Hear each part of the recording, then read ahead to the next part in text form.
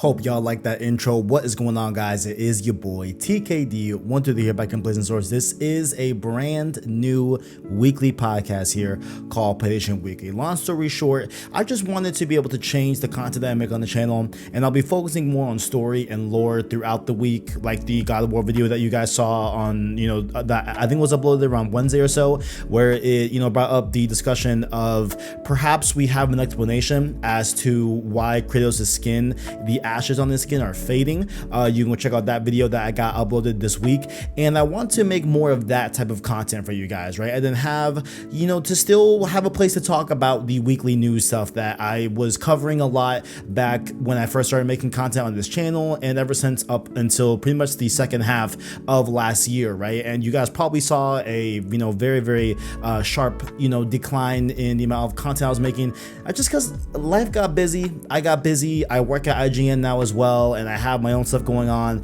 and I'm trying to build other things as well, so it just wasn't really going to work out for me to keep chasing the news cycle. But I did still want to talk about the news. Don't forget that. You're saying don't fret that. I still want to talk about the news, and this is where PlayStation Weekly comes in. This show will be weekly, and it will be one upload for you guys at the end of the week.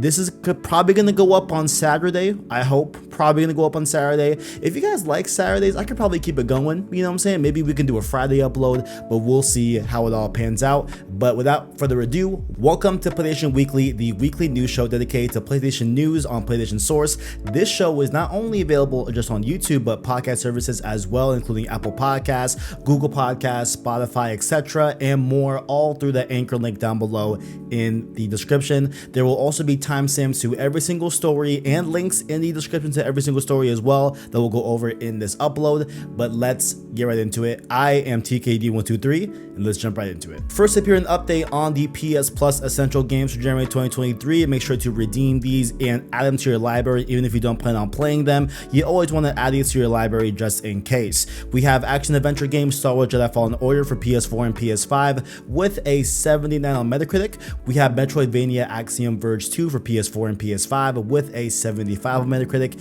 and we have online action RPG Fallout 76 for PlayStation 4 with a 53 on the Metacritic score, making the overall average for this month a 69. Nice to see that for the first episode of PS Weekly, and definitely go check out those PS Plus games. They're available now with your subscription of any tier of PS Plus. Next up here, I did want to highlight a PlayStation Store sale that's going on now. That is the January sale. I just highlighted a few things here that you can get on the low, including Death Stranding Director's Cut for $20, Sifu for $28, and Returnal, my Goldie 2021 shot to Returnal for $30 on the PS Store, as well as if you are subscribing or perhaps upgrading to the PS Plus Extra or Premium tiers for the 3 or 12 month intervals, you will be getting 40% off starting now with that January sale. Definitely go check those out if you're interested. There's a full link to all of these sales in the description of this video. Next up here, now we gotta talk a little bit about this. You know what I'm saying? This one, I was a little bit concerned to see this, but let's just read out what we got here, okay? The Last of Us multiplayer new concept art and series sales figures. Of course, we have The Last of Us HBO series upon the horizon. By the way, expect coverage for the show on this very channel. More news on that in the coming weeks and perhaps days to come as well. It's coming up hot, you know what I'm saying? But Naughty Dog had a bit to say about The Last of Us as a whole this week. According to Neil Druckmann, the series has sold 37 million units across the 10 years since its inception back in 2013, which is expected to grow with The Last of Us Part 1 PC port releasing on March 3rd, 2023. However, the HBO series and the PC port aren't the only additions to the IP coming in 2023, with the long-awaited multiplayer standalone game within The Last of Us world also in the works as well. You can call it Factions 2, wherever you want to call it. The multiplayer game that they've been talking about for years now at this point. We've received another concept art on the game depicting a cruise ship, presumably in San Francisco, where the multiplayer game will take place. Neil Druckmann added, quote, "The project is shaping up to be a fresh new experience for our studio, but one rooted in Naughty Dog's passion for delivering incredible stories and characters and gameplay."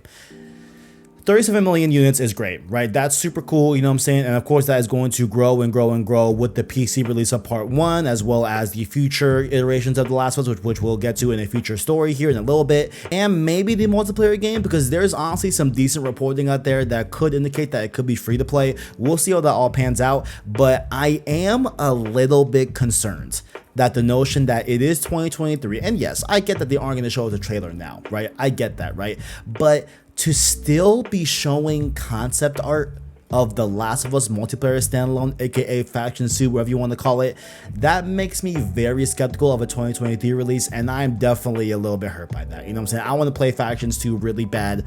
You know what I'm saying? I definitely need that in my life, and to get concept art in 2023 to, you know, start off the year is a little bit deflating on the aspect of it potentially coming out in 2023, but we'll see when more info comes out, and hopefully we get a state of play or, you know, a PlayStation showcase. Hopefully they still do those, right, at PlayStation. That'd be nice. But let's double back here on another Last of Us property here with Neil Druckmann's quotes on the future of the Last of Us series. Neil Druckmann did an interview with The Hollywood Reporter talking about the Last of Us HBO series with a ton of info on there. I'll leave it in the description, but we're gonna focus on a part where they talked about the rumored to be in development titled The Last of Us Part 3. Obviously, Druckmann couldn't confirm, but he did say this, quote, "I think there's more story to tell." So it's pretty clear that obviously The Last of Us 3 is happening, right? Last of Us Part 3 is definitely going to be something that we'll see from Naughty Dog, and I think that The Last of Us Part 2 ends in such a way where you gotta kind of have a third one. At least that's my thought, you know what I'm saying? If they're gonna leave it at one game with The Last of Us, I feel like it was less of a need to get The Last of Us Part 2 as opposed, you know, to the need that we need to get The Last of Us Part 3, if that makes sense to you all. You know what I'm saying? Let me know down below if you think differently about it, but I'm saying I think we're going to see Last of Us Part 3. That's pretty obvious here.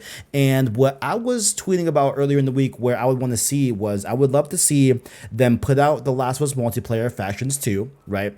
And then I would love to get a new IP because 2023 will mark 10 years since Naughty Dog has debuted a new IP, and that's a long time. You know what I'm saying? That's a very long time. So I would love to see a brand new IP from them to end off the PS5 generation if possible. And then maybe on PS6, we get The Last of Us Part 3, right? Or maybe The Last of Us Part 3 ends out the PS5 generation. And then in between, we get a new IP. Not sure if that's possible, you know what I'm saying? And of course, we are definitely going to get a director's cut, you know, for Last of Us Part 2 for PS5. That's definitely in the cards, I feel like. But we'll see how it all shakes up. But down below, what are your thoughts? What do you want to see in Last of Us? Or do you not want to see it? You know what I'm saying? Just say it in a respectful way. While we still have yet to get a PlayStation showcase, a PlayStation, you know, state of play in a while, you know what I'm saying? I'm out here dry. I need some of that PlayStation goodness. We did get a Sony CES 2022 filled with some pretty cool announcements that do involve PlayStation. Of course, there was a PlayStation dedicated section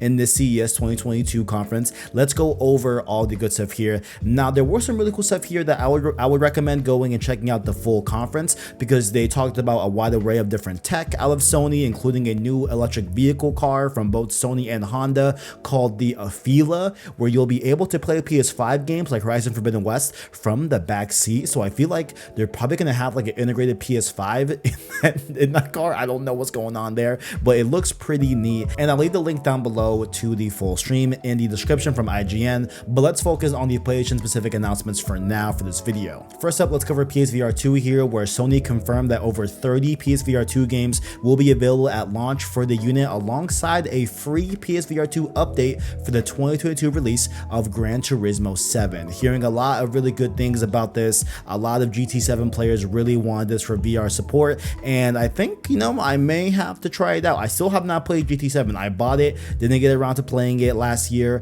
but I may have to try it out here on PSVR 2 when I get my unit in February. But we also got a sneak peek at the upcoming Gran Turismo movie that has Orlando Bloom and David Harbour in it. Looks pretty cool and comes to theaters on August 11th. The sneak peek will be linked below in the description as well. They also announced that Beat Saber is also coming to PSVR 2. No word on when it would be released, but it is in active development as they say, and it is an incredibly popular VR game from what I've heard from the VR space. Very odd that it's not coming at launch. I feel like those are one of, like, you know, that's one of like the big IPs. Like, hey, if you're going to put out a VR unit, you're probably going to want to try your best to get Beat Saber, and I feel like Sony would have, you know, had that done, but I guess not. You know, it's in development. It's cool. It's all good. Take its time. Maybe they have, you know, maybe they felt like they had a really stacked launch and they'll put out Beat Saber towards the summer or whenever to just give it another pop as well for PSVR 2. But the most compelling thing that they showed here at Sony CES was the Project Leonardo. So Sony has also unveiled the latest in their hardware for PS5 called Project Leonardo,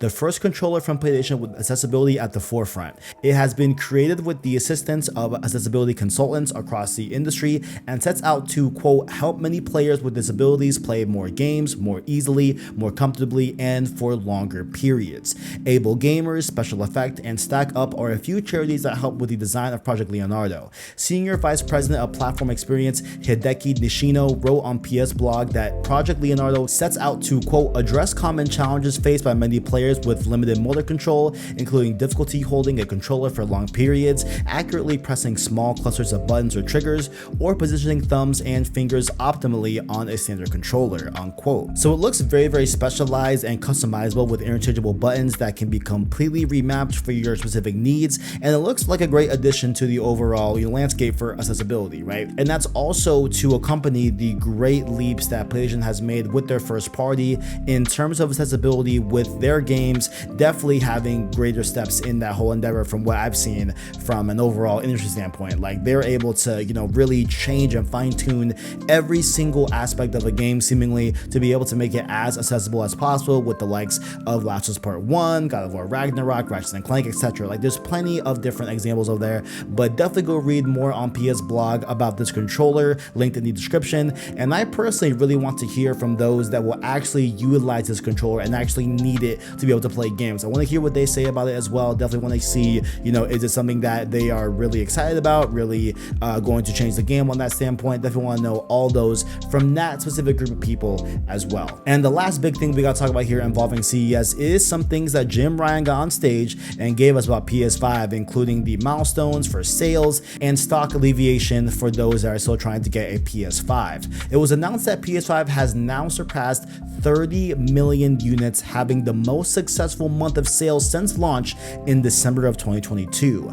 Very cool stuff here, but Jim Ryan also made the claim that everyone who wants to buy a PS5 should be able to do so in 2023, which is a strike contrast to the last 2 years that the console has been on the market, with it being so supply constrained due to supply chains being affected by the Platano, by the old Panini, the old what else? I don't know. The old pan de queso, you know what I'm saying?